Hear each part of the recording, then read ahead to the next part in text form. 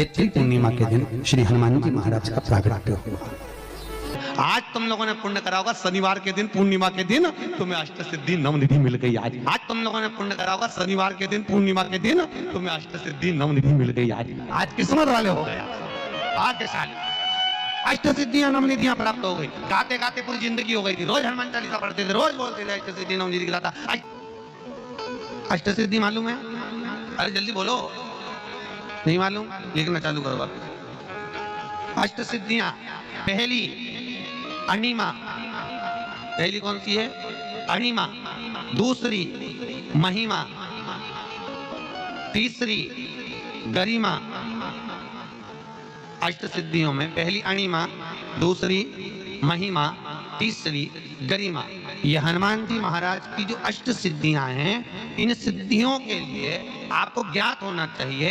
हनुमान जी महाराज के जब घर में तुम रोज हनुमान चालीसा का पाठ करती हो, आज एक दिन हो गया, कल दूसरा दिन हो गया, तीसरा दिन हो गया, कैलेंडर में जो पंचांगो कैलेंडर हो, उस कैलेंडर में एक निशान बनाकर रखो कि आपके 108 जब पाठ पूरे हो जाएं, तब 108 बाती आप हनुमान जी महाराज की इन अष्ट सिद्धियों के नाम से लगा दीजिए। जिंदगी में आपका कभी बाल बांका नहीं हो सकता और आपकी उन्नति को कोई रोक नहीं सकता, ये पक्का है। अष्ट सिद्धियां नवनिधियां 108 जब हनुमान चालीसा के पाठ हो जाए। और कभी कभी व्यक्ति के जीवन में ऐसा भी होता है कि भाई उसको बहुत तकलीफ आ जाती है कि मेरी दुकान नहीं चल रही, व्यापार नहीं चल रहा, मेरे साथ अच्छा नहीं हो रहा, मेरे को तकलीफ आ गई, शनि बढ़ गया, ये हो गया, ढैया हो गया, 7.5 हो गया, बड़ा तकलीफ कहीं गिर रहा, कहीं पड़ रहा, तो उस व्यक्ति को 108 पाठ एक साथ कर लेना चाहिए। आज बैठा सुबह से शाम तक 108 पाठ करके और फिर ये अष्ट सिद्धियों की बाती लगा। अष्ट सिद्धि, अरे अष्ट सिद्धियों की जो बाती लगती है घृत में है, घी घृत, अष्ट सिद्धि। तो ये बाती, तो पहली अणिमा सिद्धि, दूसरी महिमा, तीसरी गरिमा, चौथी लघिमा, पांचवी प्राप्ति, पांचवी क्या है? प्राप्ति। छठी प्राकंभ, छठी है प्राकंभ। सातवीं है ईर्ष्यत्व, और आठवीं है वशिष्ठ, आठवीं है वशिष्ठ। ये हनुमान जी महाराज की 8 सिद्धियां और 9 पूरी हनुमान चालीसा की एक एक चौपाई में एक एक चीज से एक एक बीमारी का इलाज है, एक एक बीमारी का महाराज हनुमान चालीसा की एक एक चौपाई से एक एक बीमारी का।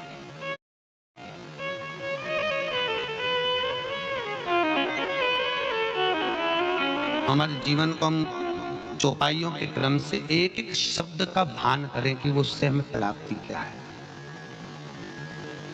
अष्ट सिद्धि नवनिधि किस जगह पर स्कंद जी दे रहे हैं? नवनिधियां जहां पर सेतु बंद हुआ, जहां पर सेतु, तो आप रामेश्वर जाएं, पुराने डाकघर के पास में आज भी 9 शिलाएं नवनिधि के लिए स्कंद देव ने वहां विराजमान करी थी। वहीं हनुमान जी महाराज ने जलपान करा था, वो स्थान आज भी विराजमान। आज चैत्री पूर्णिमा के दिन श्री हनुमान जी महाराज का प्रागट्य हुआ। फिर गतिमान, रतिमान, मतिमान, कैतुमान, रतिमान, ऐसे हनुमान जी के 5 भाई और तो 6 भाइयों का जन्म हुआ। 6 भाई नियम है महाराज, जिसकी फैक्ट्री नहीं चलती हो,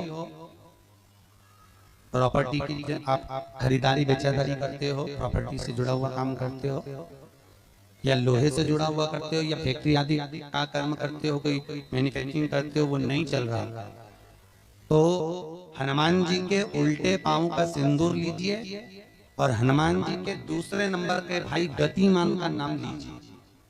किसका नाम लेना है? गतिमान। गतिमान का नाम लेकर फैक्ट्री के बाहर या फैक्ट्री पर एक स्वस्तिक का निर्माण कर दीजिए, हनुमान जी के उल्टे पांव के सिंदूर और गतिमान का नाम लेकर। कभी आपकी फैक्ट्री कोई काम नहीं निकालेगी, उन्नति की ओर ही लेकर जाएगी, कभी घाटे की ओर नहीं जाएगी। गतिमान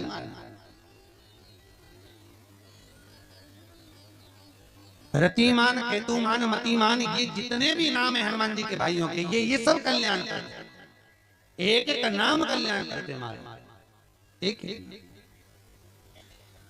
यदि बच्चे को सर्दी ज्यादा होती है, निमोनिया ज्यादा होता हो, ठंडा का कोटा ज्यादा रहता हो, तो पीपल के 5 पत्ते महाराज उस पर घृत लगाकर हनुमान जी के तीसरे नंबर के भाई व्रतिमान का नाम लेकर, व्रतिमान का नाम लेकर बच्चे की छाती पर एक वस्त्र से उसको बांध दीजिए, रात्रि भर बंधे रहने दीजिए महाराज। तो बस एक बार बांधना, तो उसके बाद सर्दी का कोटा नहीं रहता, बच्चा स्वस्थ अपने आने। हनुमान जी महाराज के जितने भी भाई हैं सबका आनंद सुख चरणारविंद।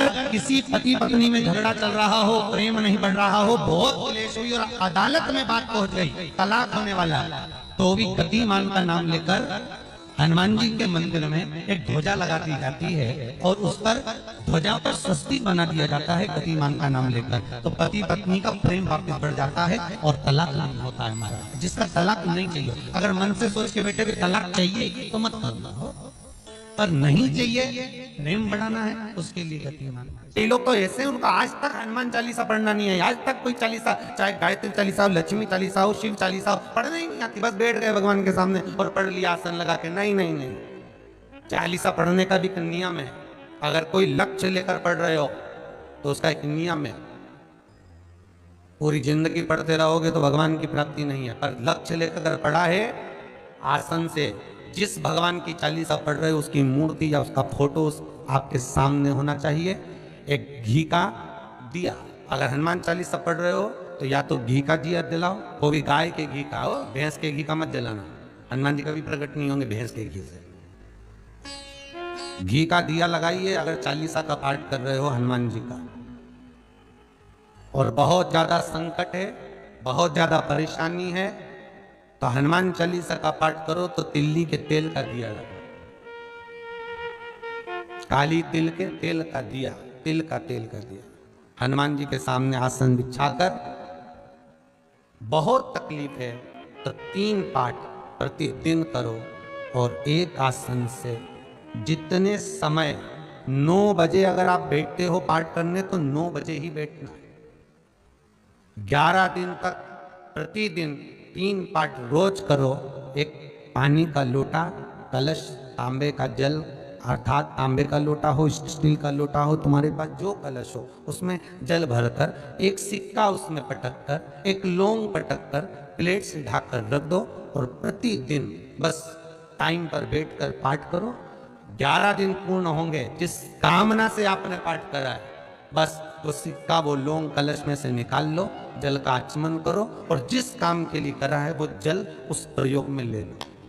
उस प्रयोग, किसी से बात करने जाना है तो वो जल पी कर जाइए, कोई से हाथ मिलाना है तो वो सिक्का, वो लौंग अपने हाथ में रखिए, अपने साथ रखिए। पंचमुखी हनुमान का एक स्मरण, पंचमुखी हनुमान का एक भाव।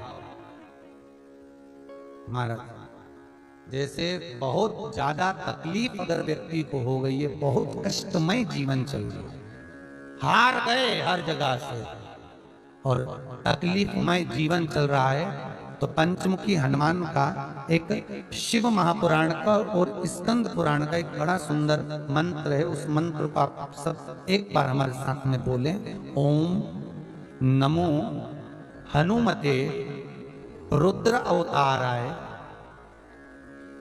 सर्व शत्रु संहारणाय सर्व रोग हराय सर्व वशीकरणाय रामदूताय स्वाहा। बस इस मंत्र को हाथ में काली तिल लेकर, एक जौ लेकर और गूगल लेकर, थोड़ा सा उसमें गाय का घी डालकर, कंडे को या अग्नि को जलाकर इस मंत्र का 11 बार 21 बार जाप कर कर अपनी कामना कर कर छोड़ दीजिए। कैसा भी रोग हो, बीमारी हो, कष्ट हो, दुख हो, तकलीफ हो, 21 दिन के अंदर वो आनंद आना प्रारंभ कर देता है। इस मंत्र, स्कंद पुराण का, शिव महापुराण का ये मंत्र मूल कच्चा पंचमुखी हनुमान सुख देंगे। और एक और चीज याद रखिए महाराज, यदि कोई काम के लिए जा रहे हो, कोई व्यापार के लिए जा रहे हो या नौकरी करने के लिए जा रहे हो और लगी नहीं रही, बहुत तकलीफ पा रहे हो, सर्विस ही नहीं लग रही, बहुत कष्टमय हो गया, तो निवेदन करूंगा 5 पीपल के पत्ते पर बेसन के 5 लड्डू घर में बने हुए गाय के घी के 5 लड्डू रख लो। उस लड्डू के बीचों बीच एक आटे का दिया और उसमें तिल्ली का तेल डालकर इसी मंत्र का प्रयोग कर पंचमुखी हनुमान का किसी भी हनुमान के मंदिर में जाकर, दक्षिण मुखी हनुमान के मंदिर में जाकर उसको रख कर आ जाइए। इसके बाद आप उस काम के लिए जाइए, आपका काम सफल हो जाएगा। आपको किसी को नहीं कहना पड़ेगा कि हाथ जोड़ना नहीं पड़ेगा, किसी के पांव नहीं पड़ना पड़ेंगे, तुरंत काम। बस इस मंत्र का स्मरण कर कर पंचमुखी हनुमान का भूतेश्वर जो मंत्र है वो सुख देगा। ये लोग तो ऐसे, उनको आज तक हनुमान चालीसा पढ़ना नहीं है, आज तक कोई चालीसा, चाहे गायत्री चालीसा हो, लक्ष्मी चालीसा हो, शिव चालीसा हो, पढ़ना ही नहीं आती। बस बैठ गए भगवान के सामने और पढ़ लिया आसन लगा के। नहीं नहीं नहीं, चालीसा पढ़ने का भी एक नियम है।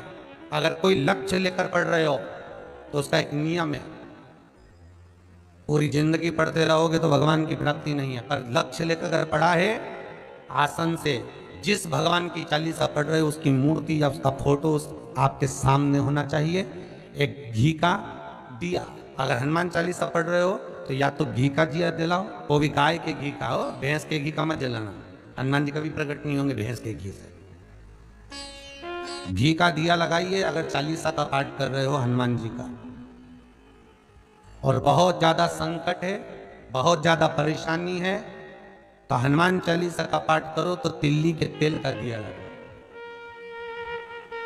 काली तिल के तेल का दिया, तिल का तेल का दिया हनुमान जी के सामने आसन बिछाकर। बहुत तकलीफ है तो 3 पाठ प्रतिदिन करो और एक आसन से जितने समय 9 बजे अगर आप बैठते हो पाठ करने तो 9 बजे ही बैठना है। 11 दिन तक प्रतिदिन 3 पाठ रोज करो। एक पानी का लोटा, कलश, तांबे का जल अर्थात तांबे का लोटा हो, स्टील का लोटा हो, तुम्हारे पास जो कलश हो उसमें जल भरकर एक सिक्का उसमें पटक कर, एक लौंग पटक कर प्लेट से ढक कर रख दो और प्रतिदिन बस टाइम पर बैठकर पाठ करो।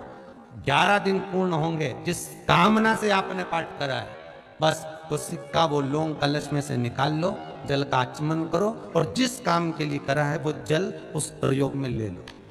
उस प्रयोग, किसी से बात करने जाना है तो वो जल पी कर जाइए, कोई से हाथ मिलाना है तो वो सिक्का, वो लौंग अपने हाथ में रखिए, अपने साथ रखिए। राम जी महाराज जब गए, हनुमान चरित्र का था, राम जी महाराज जब जाने लगे तो उन्होंने हनुमान जी से कहा कि तुम क्या चाहते हो। हनुमान जी बोले मेरे को जाना है, क्योंकि जहाँ राम वहाँ हनुमान। हनुमान जी जब कहने लगे कि मेरे को जाना है तो राम जी महाराज बोले नहीं नहीं हनुमान, तुझे सबसे ज्यादा प्रिय क्या है? तो कह रहा हनुमान तू कह रहा है सबसे ज्यादा प्रिय है, राम प्रिय है। तो एक बार जिस समय देवऋषि नारद का अपमान हुआ, विश्वामित्र बाबा का अपमान हुआ, उस समय पर एक राजा ने जब अपमान करा तो तूने उसको राम नाम लिखकर एक जगह पर बिठा दिया और कहा कि तू राम नाम जपते रहे। उसने राम नाम जपा। तब हनुमान याद कर, मेरे सम्मुख में तू खड़ा था और युद्ध होने वाला था, तो तूने क्या कहा था? प्रभु आप इसको मार नहीं सकते क्योंकि ये आपका नाम ले रहा है। राम से बड़ा होता है राम का नाम, आप इसे मार नहीं सकते। तब आपने ये संवाद कहा था, हनुमान बता तेरी प्रियता क्या है? हनुमान जी कहते हैं प्रभु आपने मुझे जगा दिया, क्योंकि मुझे श्राप ही ये मिला था कि तू जागेगा किसी की जगाने पर, आपने मुझे जगा दिया। इसलिए है ना, अब मैं जाना नहीं चाहता, सत्संग करना चाहता।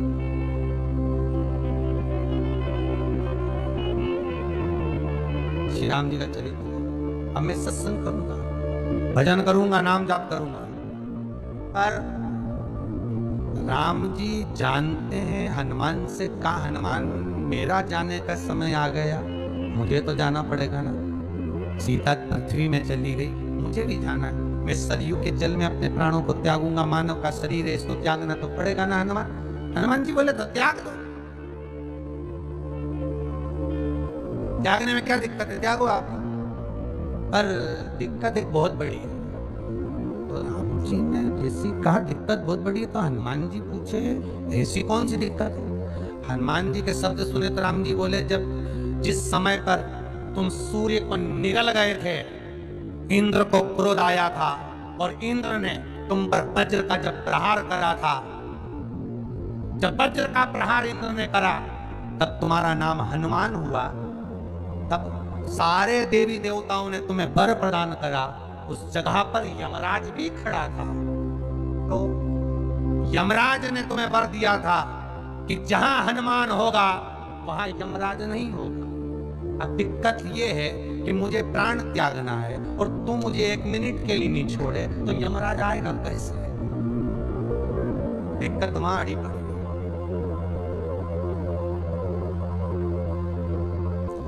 हनुमान जी मुस्कुरा के बोले, राम जी महाराज, प्रभु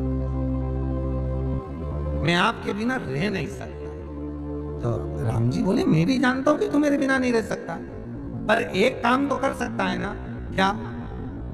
मैं अगर कोई काम बताऊंगा तो तू करेगा कि नहीं करेगा? हनुमान जी बोले, आपका काम और मैं ना करूं, ऐसा कभी हुआ? जरूर करूंगा। ठीक है। बस अब राम जी महाराज ने सोच लिया कि हनुमान को जाने से पहले काम पर लगा। अब वो कौन सा काम था? बोलो रे भाई। हनुमान जी को कहाँ काम पर लगाया राम जी ने?